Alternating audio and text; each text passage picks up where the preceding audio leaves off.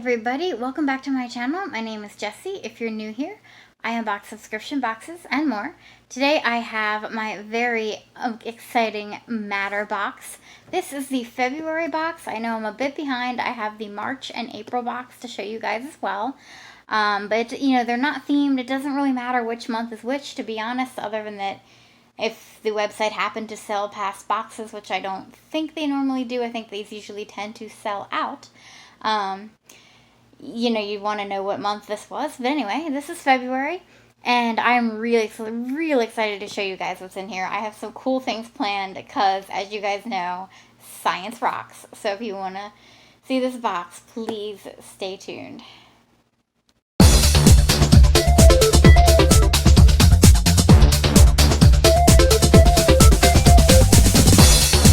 Alright, so I have already opened and played around with this box a lot, because I wanted to think of some cool ways to show you some of the objects.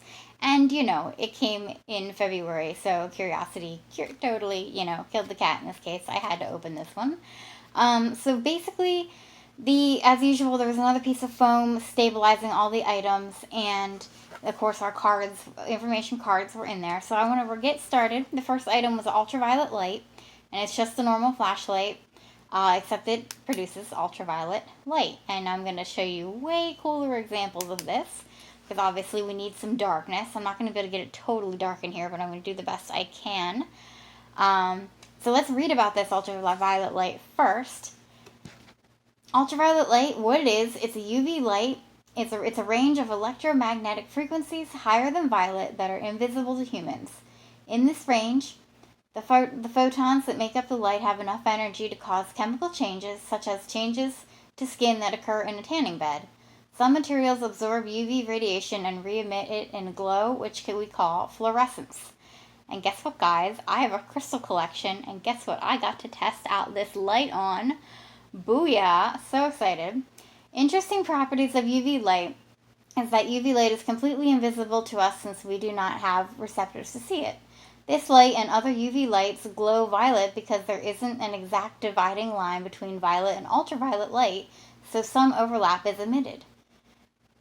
Another cool fact is that many animals can see ultraviolet light.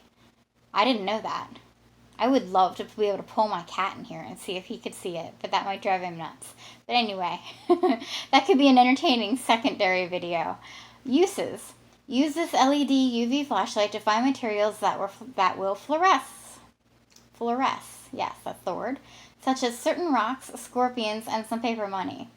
And it did use three AAA batteries, which were not included. I did pull them out of 2 remotes to show you guys.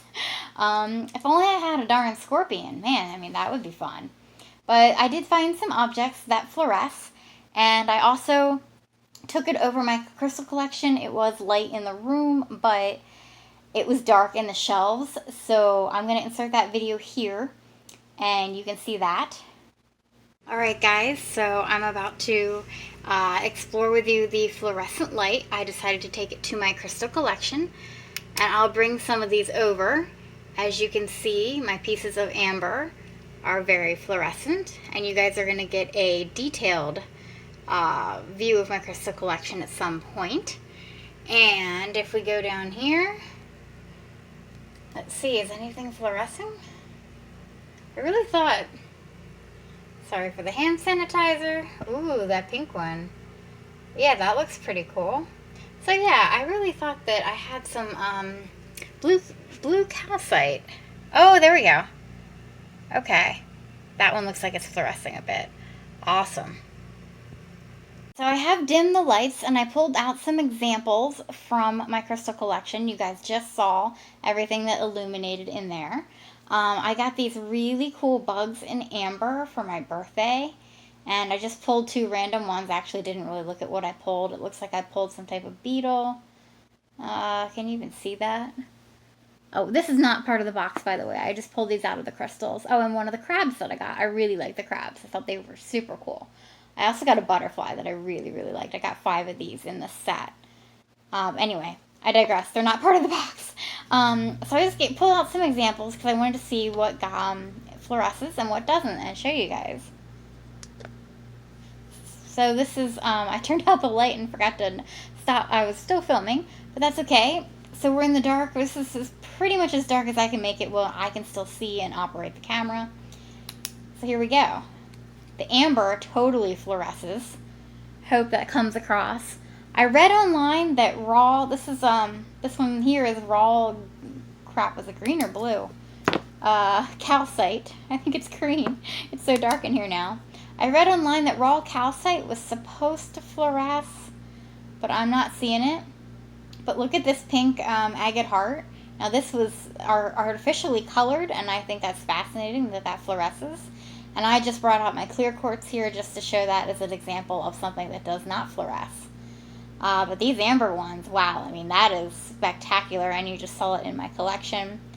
So I'm blinding myself with this light. I should probably not look at it much longer, but I'm kind of bummed about the calcite. I'll have to research more into that and to see where I saw that. But yeah, the amber pieces, I'm really glad I have those. Super, super cool. Alright, so in case science can't get any cooler, this light, this box also came with this pen. It's a invisible blue ink UV pen for black lights, security links, UV tracers, and visible inks, rare earths. So let's read about that. Ultraviolet ink. Perfect for secret messages. So cool. This marker is just like any other, except its ink is only visible under UV light. Anything drawn that will be invisible to us humans until exposed to UV light. The ink contains a photo initiator which absorbs the high energy photons of UV radiation, but since the atoms in the ink want to be at their lowest energy state, the newly absorbed energy is forced out in the form of two new photons. One is the infrared range, i.e. heat, and one is in the visible, typically blue-green range of the spectrum. And you guys, if you remember, if anybody took physics, you remember the UV, you remember the light spectrum ranges. And if not, I'm sorry, you can look it up. The visible light emitted is called fluorescence. So interesting properties. UV ink can be made with naturally fluorescent materials such as dilute laundry detergent, tonic water, and vitamin B12 dissolved in vinegar. That's really cool. So you can make your own UV ink if you really wanted. Uses. You can use this marker to make hidden labels for your belongings, so write secret messages, create UV art, and more. This is considered a tool. And I forgot to read that on the other one, but obviously both are tools. So I did some cool stuff, you guys. Let's pull that out and show you what I did. Alright, in retrospect, I should have used a flat piece of paper and not my very cool Harry Potter journal, but, you know, sometimes you just don't think, but all of a sudden, science rules can be seen. I hope can you guys see that? Oh, there you go. Oh, gosh. I was holding it too, okay, that's better. I was holding it too close. I hope I didn't do that in the amber parts, or I'm going to be refilming this.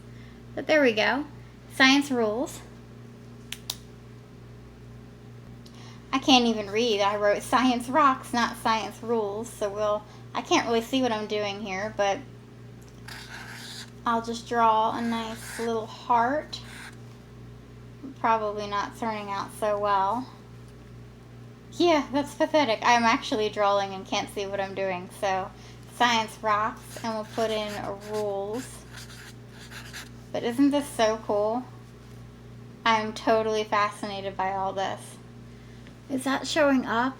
Oh, this is really tough to you guys try filming UV light. It is really difficult. So fun though. And look, I turn the light out and you can't see what's written on the page at all. It reminds me of something, it would come really handy in Harry Potter, wouldn't it? I mean, just wow. So that's, you know, perfectly appropriate for my Harry Potter journal. Alright, so for the rest of this video, we will hopefully have better light, but I just wanted to do the UV parts. I hope you enjoyed that section as much as I did. I think it was more fun for me to play with, and hopefully it turned out in the camera. I definitely will look at the edits. Next we have something called the Fortune Teller Miracle Fish, and it's in this little plastic bag. And I forget what it says on the back. I haven't. Alright, so this basically you put this fish in the palm of your hand and it will move, and each of its movements will indicate a different thing. So, like, moving the head will indicate jealousy, moving the tail indicates indifference. Like, moving head and tail means in love. Curling sides, fickle. Curling sides, fickle. Turns over, false. Motionless, dead one. Curls up entirely, passionate. So let me read more about that, because I'm sure you guys all want to know what my hands say. Could give away some big secrets there, right? So, a simple chemistry trick, the miracle fish. What is it? If you place this plastic fortune teller miracle fish in your hand, it will bend and wiggle. You can reportedly decipher the movements of the fish to predict your future. Okay, so it's predicting your future, so it may not be saying what I feel right now. It is made of the same chemical used in disposable diapers, sodium polyacrylate. This special salt will grab on to any water molecules that it touches, like from sweat glands in your palm, changing the shape of the molecule. Oh, that is so freaking cool. As the molecules change shape, so does the shape of the fish. The key is, however, that the plastic grabs water molecules only on the side in direct contact with skin. Alright, so I won't breathe heavy on it, right? Interesting properties. This mechanism is testable by submerging the fish in water. Fully hydrated, it won't be able to bend It won't be able to bend in your hand until it's dried out. Now that I don't have water with me here to submerge it, but we want to see what it does dried out anyway, right? So, uses. See if your friends can figure it out how it works.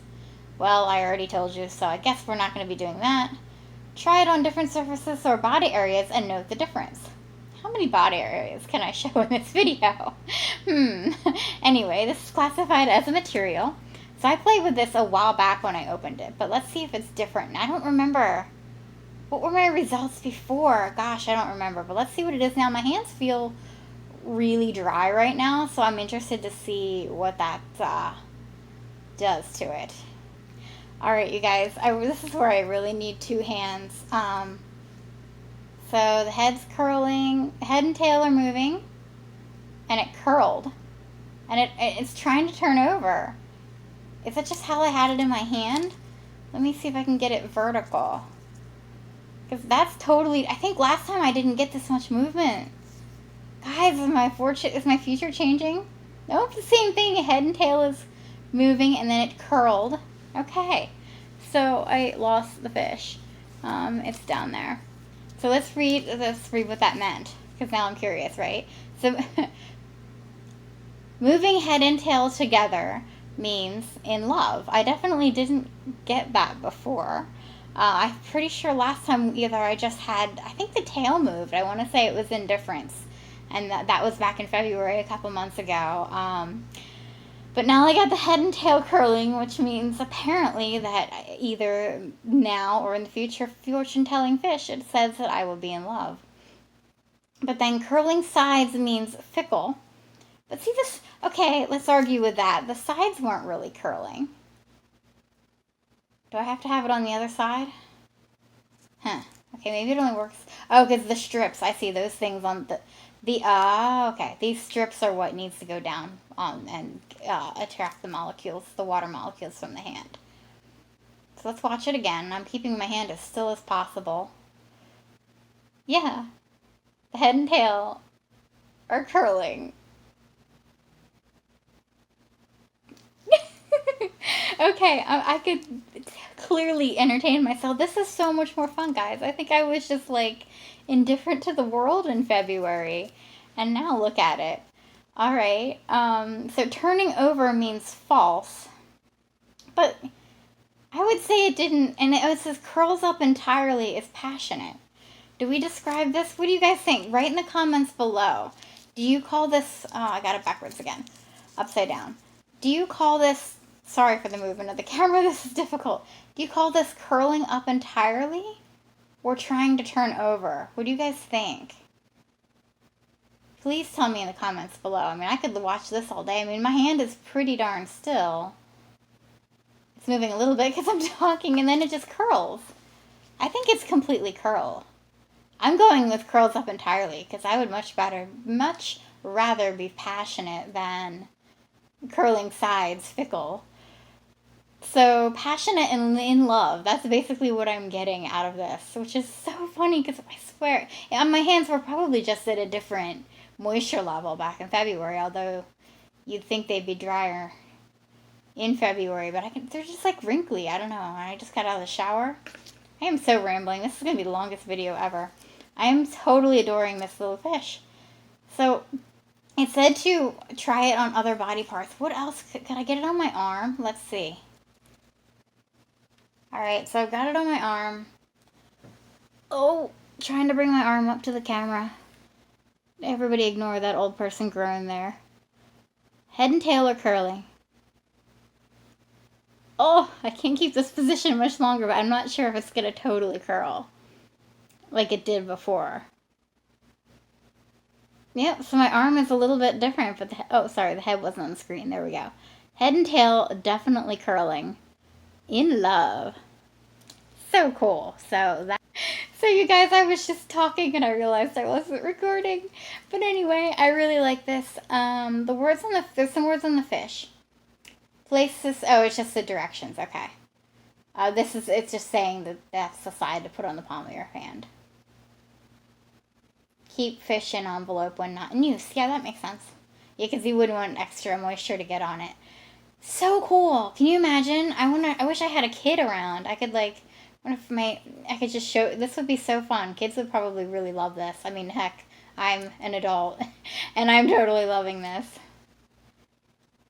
So, side note, my grandmother totally loved dice. And may she rest in peace. So we lost her about 10 years ago, but she would have loved this next item. This is a 48-sided die. I don't know, any D&D fans out there? This goes way above a critical hit, right? Anyway, hey, this looks like was this fluorescent? Did we try it? Oh, well. We know what amber looks like in the fluorescence. This is kind of an amber color. But look at this. This is so cool. Let's see. So let's read about it. Let's see if I can even put it in the screen. There we go. 48-sided die. Alright. Challenge time. I'm going to try to pronounce these words. Alright, I'm confident on the second one, but the first one might trip me up. The Disdiacus dodecahedron. That's definitely dodecahedron, because dodecahedron. Got it. But Disdiacus? Anybody? Not sure. Alright. What is it? This die is just like normal dice, except that it has 48 equal faces, D48, 72 edges, and 26 vertices. This shape is called a Disdiacus dodecahedron, which is one of the 13 Catalan solids in geometry. Each face is an elongated scalene triangle. Oh, cool. So if you guys remember geometry and the different types of triangles, that is fascinating. Kind of forget the definition of a scalene triangle. Smarter me would have looked it up beforehand, right? Geometry wasn't my worst subject. I would say trigonometry was harder for me. I much preferred algebra and calculus, though. Anyway, interesting properties. Not only is each side physically in balance, but the designer made sure that it is also perfectly balanced numerically as well, with the same sums for numbers around vertices of the same type. What? So cool. I'll have to look at that. Alright, so uses. Have games that require many dice. By diving, the value is, I think that's a typo. I think that should say by dividing, not diving. By diving the values evenly, this one die can act as a D3, D4, D6, D8, D12, D16, or D24. Well, there's fun. Let's just add math to whatever game you're playing, right? Alright, use it to pick a random number between 1 and any range up to 48. Oh, that makes a lot of sense. So if I ever do a giveaway and have less than 48 entries, and please, if I do my giveaway, I hope I have more than 48 entries. But if I don't, I can use this die. So cool. Make a list of your favorite restaurants and apply a number or range to each. Okay, so you could use it to decide. Oh, it's like that episode of Big Bang Theory where Sheldon decides literally everything that he's going to do for the day by rolling the die. Has anybody seen that episode? And then it's like he really had to pee, right? Go rolls the die. Nope. It was funny. Anyway, you had to see it. This is considered a tool. So I want to look at this perfectly balanced numerically thing. All right, I don't get what it's saying by the numbers being equal in the vertices. I am seeing circles of numbers around.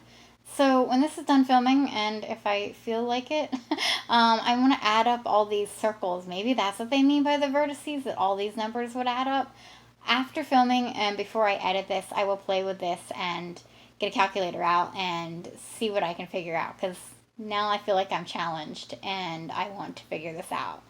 This is my next challenge. So, geeking out, moving along. The next item we have is a 3D scanned claw duplicating precious artifacts. So that is this guy right here, which we kind of saw in the Fluorescent Light.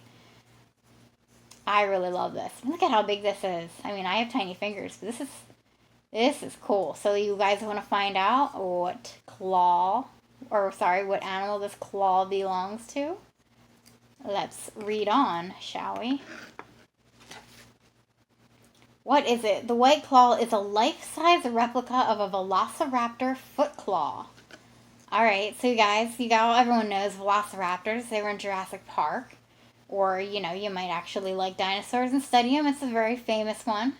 So this was a foot claw. So imagine this when you're walking around. Real life-size replica. I will read on the card.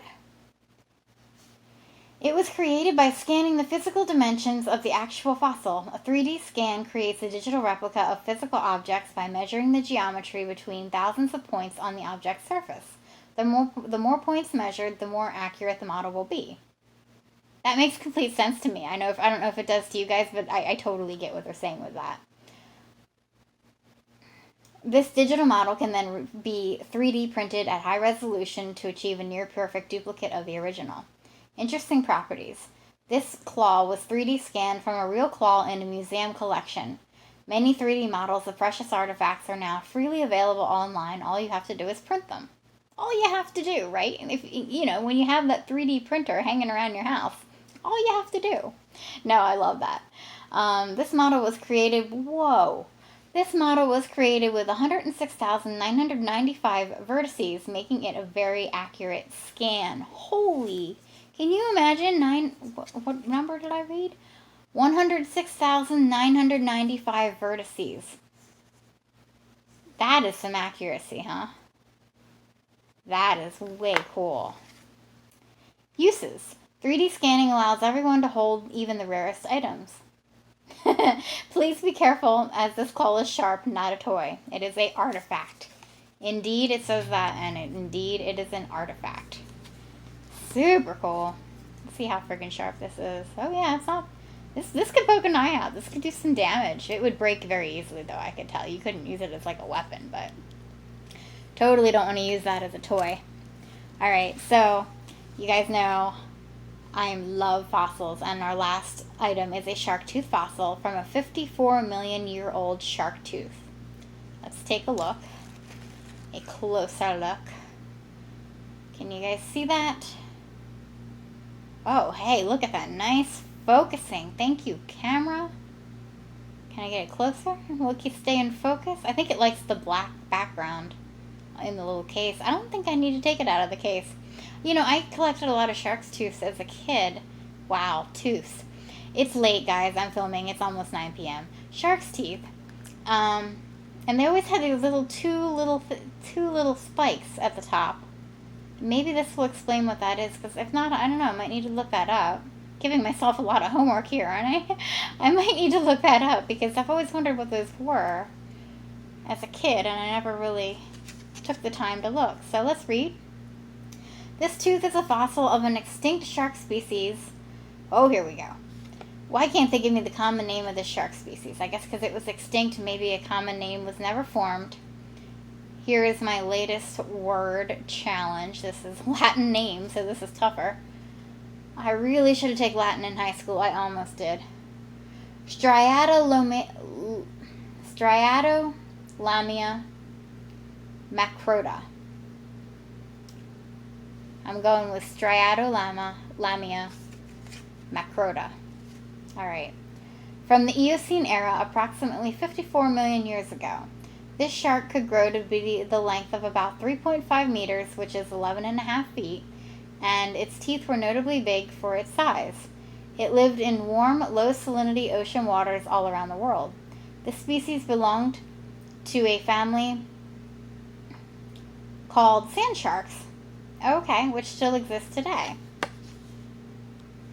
I'm going to take a stab at the family name of sand sharks. Had I taken fish biology in college like I wanted to, I probably would know this. But the family of sand sharks, I'm going to go with Odontaspididae. Odontaspididae. Why am I so hooked on pronunciation right now? I guess it's important to me. It really is. Moving along, interesting properties. Thank you, I get to read it again. The Latin genus name, Striatolamia, refers to the striations on the surface of the teeth. Oh, cool. Now we might have to take it out of the plastic piece. Okay. This is going to trip me up. Striatolamia macrota teeth can be found in countries around the world, most notably in areas where oceans no longer exist. This fossil is from Morocco. Oh, that's super cool. Sand sharks have one of the lowest reproduction rates of all sharks and is susceptible to even minimal population pressure. Uses: add this to your fossil collection. It's classified as a fossil. I definitely will add this. In case you guys noticed, my collection is becoming more than just crystals over there. So let's take this out because I want to see if we can see the striations that gave it this crazy Latin genus name. Alright guys, so the only striations, I'm not really seeing striations to be perfectly honest, but I can tell that it's a really delicate tooth. I can tell that it would break real easy. Yikes. As she says that and it falls. The only striations I could see could potentially be back here. But, wow, sorry, not in camera. Back here at the top. But it's not on the surface of the tooth itself. I'm not really seeing anything on the tooth. And I know I can't get this in focus for you guys to try to look, and I'm sorry. If I ever get a magnifying glass, I will revisit this project. I think it looks definitely better in its case against the black. It's possible that, maybe it's like pennies, and the condition of how you determine condition of pennies. It's quite possible that the striations have worn off at this point. Geez, it is only 54 million years old. I think it's really cool. I didn't know anything that sand sharks tend to have bigger, well, this one in particular had a notably bigger teeth for its size. So that's really cool. I really love shark's teeth, and I'm really excited to have one from a sand shark. Alright everybody, so that's this month's, February's box. We got the sharkstooth, the 48-sided die, the 3D replica of the Velociraptor foot claw, the UV ink, UV light, and the fortune-telling fish. Let me know if you guys had a favorite object or item. I hope I made this entertaining because I can just tell that this is going to be a longer video. My matter videos tend to be, and guys, I just like the science and I like to geek out on them, so I've always wanted these to be longer. I think the information that it shares is fascinating. I absolutely love this subscription. I do have 2 more boxes of it. I did take a break for the May one just so I could save some money and catch up. I will put the price in the description box below. So thank you so much for hanging out with me as I unbox the February Matter box. And until next time, Science rocks.